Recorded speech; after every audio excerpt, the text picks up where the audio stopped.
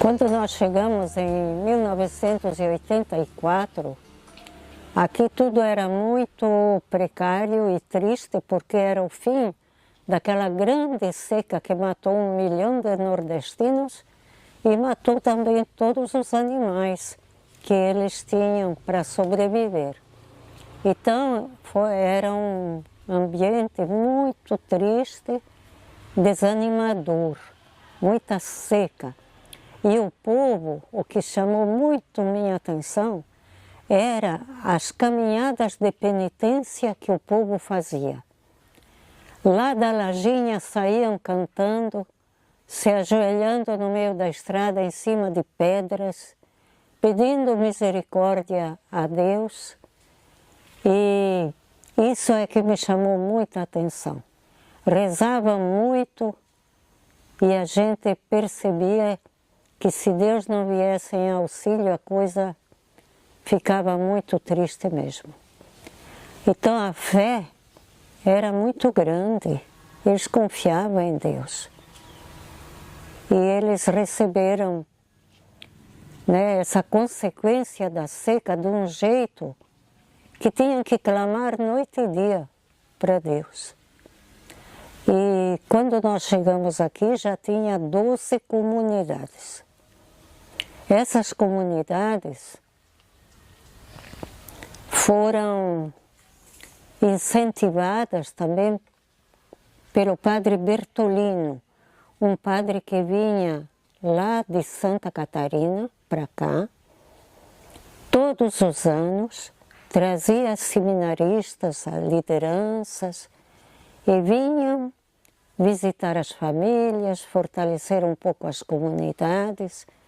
Esse padre Bertolino, que hoje é falecido, ele veio 13 vezes, 13 anos seguidos. E ele percebia que aqui precisava olhar a educação também. Então ele levou Julita, que era jovenzinha, levou para lá e deixou lá na casa paroquial para ela fazer o 2º grau, para que ela se preparasse e voltasse para cá. E aí o padre Bertolino deu uma forcinha muito grande. Nós, quando chegamos aqui em 84, ele continuou vindo, sempre nas férias, as férias dele eram missão para cá. Então nós aprendemos a ser missionários com ele. E nós continuamos.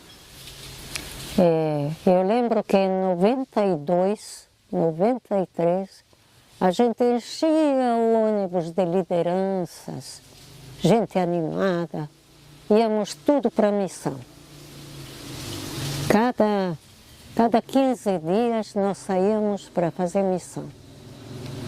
E ia muita gente mesmo. Aprendemos isso do padre Bertolino.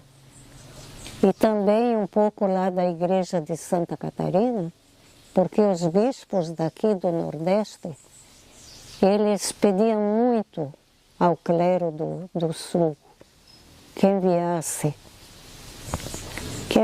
missionários para cá. Então lá eles preparavam padres, freiras, leigos, casais, jovens. Preparavam turmas grandes, vieram mais de 100 missionários para cá, para o Nordeste. E Neuza, eu e Edith, então ficamos aqui nessa região de Pintadas. Pintadas era muito pobre e o pessoal ficava quase todo na roça. Viviam na zona rural. Então, quando nós íamos fazer missões lá, na zona rural, era uma festa, porque não tinha celular, não tinha televisão, não tinha lugar de nada. Então, eles vinham e a gente cantava roda, fazia parte esportiva. Depois fazíamos a tarde todinha de formação. Tinha uma equipe que ficava com os homens, uma equipe com as mulheres, uma equipe com as crianças e uma equipe com os jovens. E trabalhávamos a tarde todinha. E no fim da tarde Então reunia todos os grupos e fazíamos uma grande celebração. Então era uma missão muito animada, muito boa, que ajudava muito a gente e ajudava muito o povo também.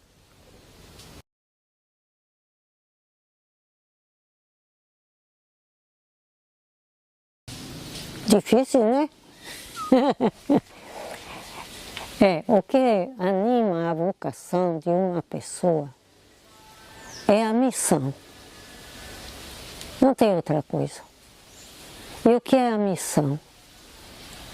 Eu sou missão, você é missão, todos somos missão. E Deus nos envia cada dia. Cada dia nós somos enviados para acolher aquelas pessoas que mais precisam. Umas vêm a nós e outras nós vamos a elas. Isso é missão. Porque o que é que Deus quer de nós? Quer que todos tenhamos uma vida digna. Quando nos faltam as coisas necessárias para a vida, Deus quer que a gente reparta, ajude e se iguale, como também fez o Papa Francisco, que eu acho que ele nos deu um grande exemplo sobre isso. E nos enviou também ele a sermos uma igreja em saída, uma igreja missionária. Sandro, eu acho que a vocação minha, por exemplo, vocação à vida religiosa, eu me fortaleci com a fé do povo daqui. Eu me fortaleci com a hospitalidade do povo daqui, com a partilha do povo daqui, que foi impressionante nos tempos de carência. Impressionante. E quando Deus resolveu mandar uma chuva, que foi em maio de 84, e todo mundo caiu dentro da roça, um ajudando o outro, nós também, ajudando a plantar, a limpar, tudo. Deus deu uma fartura nesse ano 84 muito grande. E essa fartura foi parar na mesa de todo mundo, repartido uns com os outros. Era assim que vivia. Ninguém tinha salário, ninguém tinha emprego.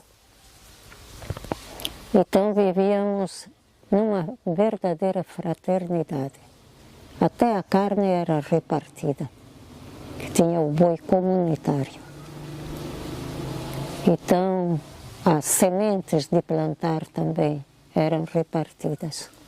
Eram todas guardadas naqueles grandes celeiros e depósitos, né, de zinco.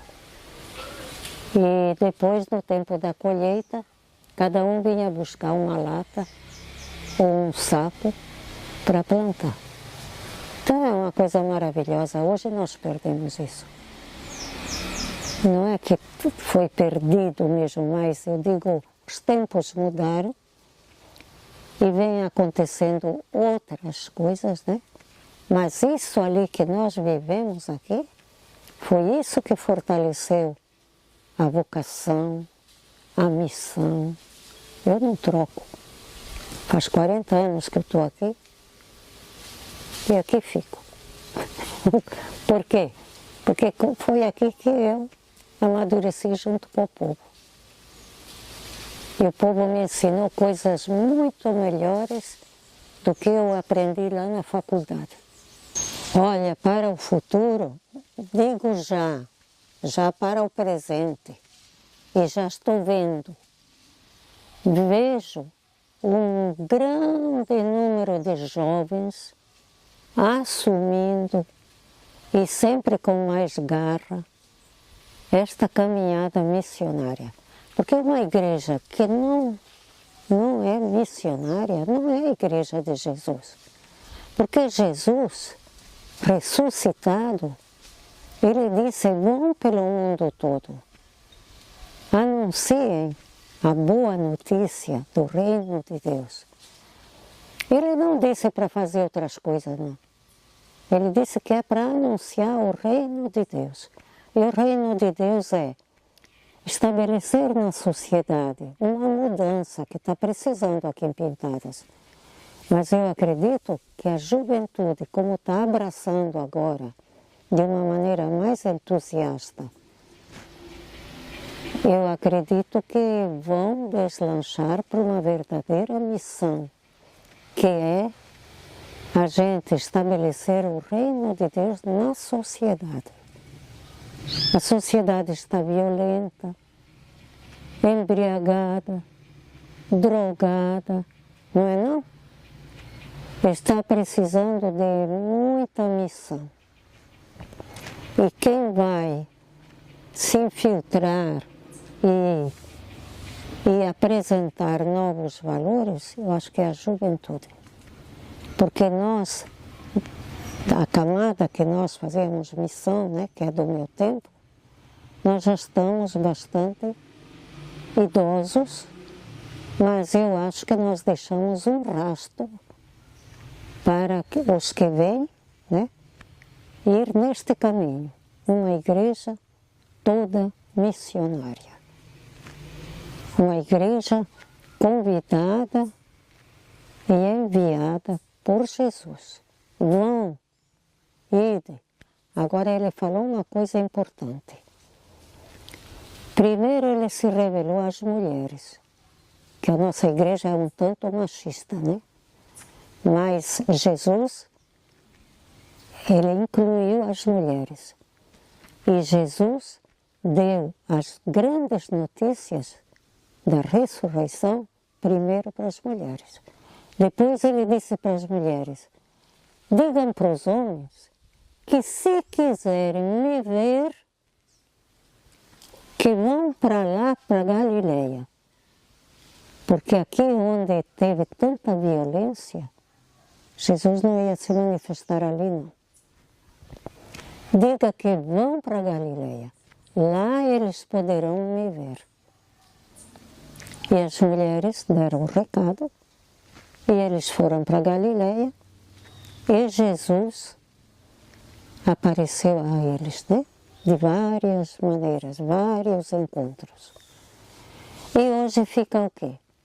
Hoje, Jesus nos diz a mesma coisa, vão para Galileia. A Galileia era um lugar desprezado, pobre, que não tinha muito assim para usufruir.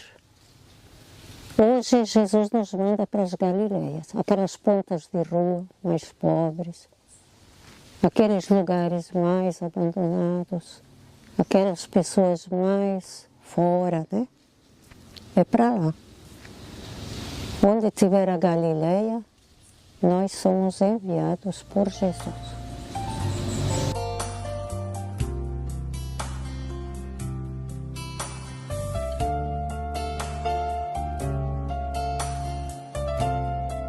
Este povoado já teve 3 donos.